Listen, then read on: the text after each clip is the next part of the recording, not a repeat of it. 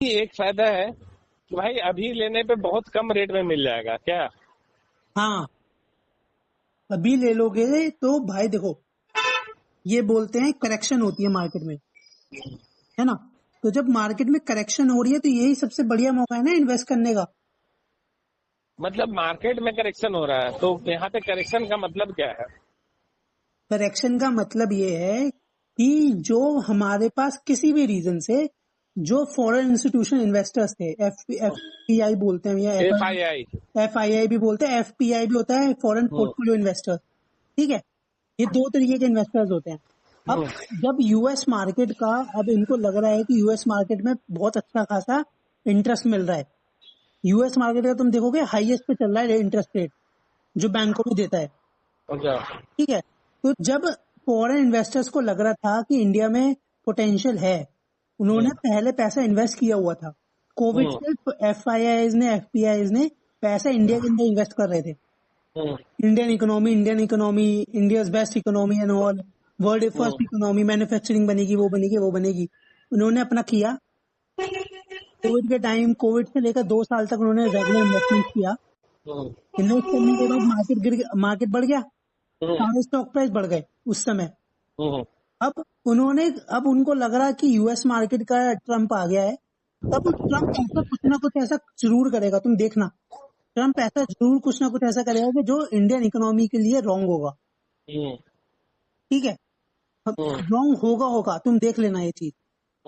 इसके लिए उन्हें लग रहा था, तो इसलिए उन्होंने अब पैसा जो है इन्वेस्ट से निकाल लिया है, स्टॉक मार्केट से निकाल लिया है। ऐसा नहीं है कि उन्होंने हमेशा निकाल लिया, कि उन्होंने निकाला है अभी कुछ समय तक। जैसा न्यूज में भी दिख रहा है, जैसा और चीजें भी दिख रहा है कि अभी फेडरल का रेट आएगा, फेडरल टैक्स का आएगा, कुछ ना कुछ रेगुलेशन आएंगी। जब फेडरल टैक्स रेगुलेशन आएंगी, उसमें जब उनकी पॉजिटिव या नेगेटिव होगी, तो वो इंडिया में इन्वेस्ट होगा, उसके बाद पता चलेगा। ठीक है, तो मतलब कहा या ना जाए, डायरेक्टली या इनडायरेक्टली यूएस इलेक्शन। ठीक है, तो वो चीज है, मतलब ऐसा नहीं कि इस चीज पे एक ही रीजन है। अब जब मार्केट गिरता है, जब मार्केट 1% गिरता है, तो रिटेल इन्वेस्टर्स जो है, हम जैसे लोगों को भी लगता है कि भैया हमें पैसा अपना निकाल लेना चाहिए, तो भी अपना पैसा निकालते हैं। तुमको देखकर कोई और भी निकालता है, उसको करते करते ये ट्रेन बन गई है पैसा निकालने की, कि उन्होंने अच्छा खासा रिटर्न निकाल लिया था, अच्छा खासा कमा लिया, अब लोग निकाल रहे हैं पैसा। तो जिस तरह से फॉरेन इन्वेस्टर यहाँ पैसा लगाता है हाँ, तो इंडियन इन्वेस्टर फॉरेन में पैसा लगाता होगा। हाँ लगाता है, क्यों नहीं लगाता। तो उसको लगाने के लिए कौन सा अकाउंट खोलना पड़ेगा। मैं IND मनी यूज करता हूँ यूएस स्टॉक्स में इन्वेस्ट करने के लिए। अच्छा। वरना तो म्यूचुअल फंड्स के थ्रू करो। इंडी मनी या Ind money. Ind money, IND। तो उससे तू मतलब फॉरेन स्टॉक खरीद सकता है। हाँ, मैं वो खरीद सकता हूँ, यूएस स्टॉक्स। अच्छा। वरना तुम म्यूचुअल फंड के थ्रू इन्वेस्ट करो। अच्छा। म्यूचुअल फंड में भी तो है। अच्छा। मैं म्यूचुअल फंड में भी इन्वेस्ट करता हूँ, मैं तुम्हें दिखाता हूँ कौन से म्यूचुअल फंड खरीदता हूँ। भाई यूएस का कोई AMC है इंडिया में। यूएस देखो, AMC नहीं होता, यूएस के मार्केट के अंदर पैसा लगता अच्छा। है। और इंडियन इकोनॉमी में, इंडियन मतलब AMC को ये अलाउड भी नहीं है कि वो डायरेक्टली खुद का पैसा अपना बाहर लगा सकें। वो भी अच्छा। क्या करते हैं कि जो इंटरनेशनल AMCs हैं, इंटरनेशनल फंड्स हैं, उसके अंदर पैसा अपना इन्वेस्ट करते हैं। जैसे फॉर एग्जांपल मैं बताता हूँ, जैसे किसी भी अमेरिका के बंदे को लगता है या अमेरिका की कंपनी को लगता है कि मुझे इंडिया की इकोनॉमी में इन्वेस्ट करना है, तो वो निफ्टी का कोई भी फंड, मान के चलते HDFC का निफ्टी फंड चल रहा है, तो HDFC निफ्टी फंड के अंदर इन्वेस्ट कर देगा। वो फंड कंपनी, वो AMC कंपनी, वो कंपनी इसी तरीके से इंडिया की जो इकोनॉमी के AMCs हैं, वो वहां की जो फंड चल रही होंगी, वहां की जो AMC चल रही हैं, फंड हैं, उसके अंदर इन्वेस्ट कर सकती है। डायरेक्टली नहीं इन्वेस्ट कर सकती पैसा, अच्छा। फंड के थ्रू इन्वेस्ट करेगी। उसको बोलते हैं FOF, फंड ऑफ फंड। मैं तुम्हें बता रहा था ना इन्वेस्ट के बारे में। भाई, और ये जो पैसा है, जैसे आप स्टॉक खरीदे, स्टॉक में पैसा लगाए, तो वो पैसा अभी तो मतलब स्टॉक मार्केट में लगता है ना, म्यूचुअल फंड में अगर जो हम लोग लगाते हैं, जो फंड मैनेजर है वो लोग तो वही लगाता होगा ना। क्या? अबे जैसे हम स्टॉक खरीदते हैं, ठीक है, हाँ हाँ। मतलब जैसे हम म्यूचुअल फंड खरीदे, ठीक है, तो म्यूचुअल फंड में जो फंड मैनेजर है वो तो एक मतलब स्टॉक्स में ही पैसा लगाता होगा, इक्विटी में ही लगाएगा ना। अगर तुमने इक्विटी वाला सेट करा है तो इक्विटी में इन्वेस्ट करेगा वो। हम्म।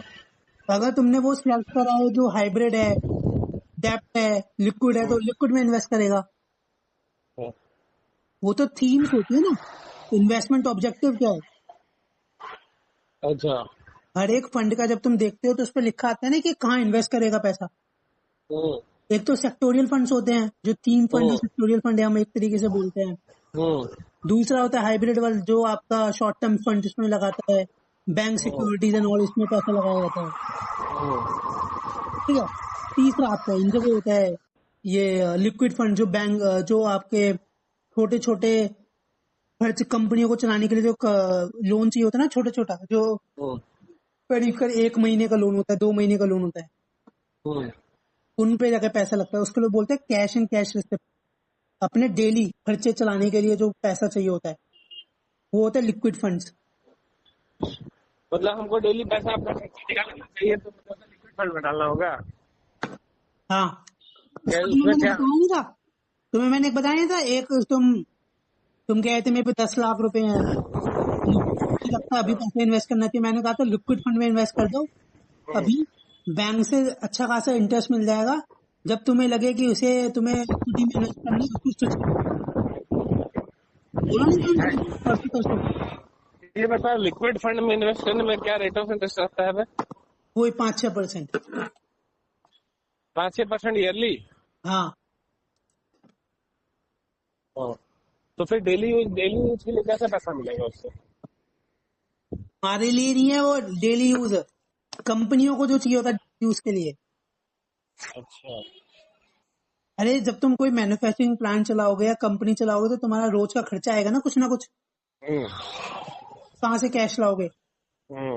वो कैश को बोलते हैं हम कैश एंड कैश है सब। तो वो निकाल लेता है, मतलब वहां से मतलब जो पैसा लगाया उसका जो इंटरेस्ट आता है उसको निकालता है क्या? एक्चुअली ऐसे समझो बात को कि मेरी पे एक मैन्युफैक्चरिंग प्लांट है। हम्म। अब मैन्युफैक्चरिंग प्लांट है, मुझे सैलरी देनी है, या मुझे लगता है कि जो मेरा मैन्युफैक्चरिंग प्लांट है, कपड़ों का मैन्युफैक्चरिंग प्लांट है मान के चलते हैं, हम्म। मशीन खराब हो गई। हम्म। अब ऐसा तो नहीं है ना कि मशीन खराब हो गई तो मैं हम्म। डायरेक्टली नई मशीन बनवाऊंगा, ऐसा तो नहीं हम्म। होने वाला। उसके लिए पैसा हम्म। लगेगा। या तो मैं हम्म। क्या करूंगा, उस हम्म। पर्टिकुलरली डे के लिए मशीन के लिए रिपेयर करवाऊंगा। अब हम्म। रिपेयर जब कराऊंगा तो उसके लिए पैसा लगेगा ना मेरा। हम्म। और ऐसा भी नहीं कि 1-2 हजार रुपए में हो जाएगा। कोई हम्म। पार्ट में हुआ, कुछ हुआ तो करीब करीब 1 या 2 लाख रुपए लग जाएंगे। हम्म। ये बड़ी बड़ी बात कर रहा हूँ मैं, छोटी कंपनियों की बात नहीं कर रहा। हम्म। तो जब इतने रुपए लगेंगे तो मेरे बैंक में क्या पता उस समय रुपए ना हो, हम्म। मुझे उसके लिए तुरंत से कुछ ना कुछ रुपए लाने पड़ेंगे। हम्म। के लिए मैं क्या करता हूँ, मैं अलग से अपने पास पैसा रखता हूँ अच्छा। लिक्विड फंड्स के अंदर। हम्म। ठीक है, वो लिक्विड फंड है कि मैंने हम्म। 5 से 6% हर एक कंपनी जो है वो हम्म। अपना पूरा पैसे का पूरा वैल्यू का, मतलब अगर कोई कंपनी 100 करोड़ की है तो हम्म। 5 से 6% अपना वो उठा के रखेगी, सिर्फ ये डेली के खर्चे चलाने के लिए। अच्छा। इसमें सैलरी भी आती है, एक्सपेंसेस मतलब एक्सपेंसेस करने के लिए खर्चे, तुम्हारी सैलरी भी आती है, आने जाने का खर्चा भी हुआ, सब कुछ हुआ। अच्छा। ये 5% है, तो इसको बोलते हैं कैश कैश। तो हाँ। इसके अंदर भी फंड्स होते हैं, इसके अंदर भी कंपनियों से शॉर्ट टर्म लोन मांगे। ओवरड्राफ्ट नहीं सुना तुमने, बैंकों को हाँ, कैसे ओडी। ओवरड्राफ्ट होता है? तो ओवरड्राफ्ट जो होता है, ओवरड्राफ्ट भी तो बैंक देता है ना, हाँ। तो बैंक को तुरंत दे देता है उनको लोन। तो ये कैश एंड कैश एक्सेप्ट होता है। हम्म। यहाँ पर वो पैसा लगाती है बैंक, एएमसी। हम्म। हम्म। ये सबसे सेफ होता है, इसमें रोज पैसा पड़ता है। मैं जो तुम्हें ग्लोबल वाला बता रहा था उसमें देखो मेरा इन्वेस्टमेंट कहाँ पर है, hmm. Global equity opportunity fund, PGIM का। हाँ। ठीक है, इसका जो इन्वेस्टमेंट रिटर्न है 1 महीने का है 0.8%, 3 महीने का है 5%, 6 महीने का है 8%। अच्छा ये बता, म्यूचुअल फंड में जैसे ये बोलता है ना कंपाउंडिंग इंटरेस्ट का फायदा मिलता है, ठीक हाँ, है, तो वो कैसे कैलकुलेट करता है ये बता हमको। कंपाउंडिंग का कैसे फर्क पड़ता है? जैसे कोई कंपनी, जैसे कोई तुमने इन्वेस्ट किया है, ठीक है, पैसा, हाँ, तो जो तुम्हारा पैसा है ना, तुम्हें उस पैसे के ऊपर रिटर्न मिलता है। अच्छा, जैसे तुम्हारे पास अगर सेविंग की हम बात करते हैं, तो सेविंग अकाउंट के अंदर तुम्हारे पास है इंटरेस्ट, तो तुम्हें कैसे मिलता है? एफडी का एग्जांपल लो। एफडी का जो मिलता है, अगर तुमने 1 साल की एफडी कराई तो तुम्हें 1 साल बाद ही इंटरेस्ट मिलेगा। 5 की अगर एफडी है तो 5% तुम्हें 1 लाख का 5% मिलेगा तुम्हें, बस, है ना। पर अगर जब तुमने 1,05,000 रुपए हो गया, तुमने FD renew, automatic auto renew होती है आज की डेट में एफडी। हाँ, अब जब तुम एफडी ऑटो रिन्यू होती है तो 1,05,000 रुपए मिलती है ना, एफडी होती है, तो इसको बोलते हैं कंपाउंडिंग। तुम्हें 1 लाख पे भी मिल रहा है इंटरेस्ट, तुम्हें 5,000 पे भी मिल रहा है इंटरेस्ट, बोलते हैं कंपाउंडिंग। ऐसी इक्विटी में होता है, ऐसे ये तुम्हारे म्यूचुअल फंड के अंदर होता है। रिटर्न है तुम्हें एनएवी के अकॉर्डिंग मिलता है। एनएवी का 0.1, एनएवी का तुम डेली देखोगे तो एनएवी परसेंट बढ़ती है कि अगर एनएवी का, एनएवी अगर एनएवी परसेंट बढ़ता है ना, ये एनएवी का अगर 5% है तो एनएवी का 5% तुम्हारा मार्केट बढ़ जाएगा। तुम्हारा फंड वैल्यू वही बढ़ता है ना। अगर तुम्हारा एनएवी 10 रुपए था तो 2% बढ़ गई है मार्केट, तो 12 रुपए बढ़ गई एनएवी, है ना। 10 रुपए की एनएवी जो थी वो 12 रुपए की हो गई, तो तुम्हारा 12 रुपए हो गई ना एनएवी। अगले दिन वही एनएवी 12 की 11 हो गई, तो तुम्हारा वो कम हो गया। अब वही 12 की अगर 14 हो जाएगी तो तुम्हें उसमें भी तो कंपाउंड, 12 पे भी तो कंपाउंडिंग मिला ना। तो इसलिए म्यूचुअल फंड कंपाउंडिंग होता है। मान ले कि जैसे म्यूचुअल फंड में हम मतलब लमसम करना ज्यादा बढ़िया रहता है या एसआईपी। भाई देखो, ये चीज का कोई सच तो नहीं है, देखो, पर क्या है कि अगर तुम एवरेजिंग चाहते हो कि मार्केट के ग्रो और मार्केट के डाउन होने से तुम्हें पैसा चाहिए, तो तुम्हें एसआईपी करनी चाहिए। दोनों का अलग रीजन है। देखो, म्यूचुअल फंड में दोनों का मतलब मोटिव अलग है इन्वेस्ट करने का।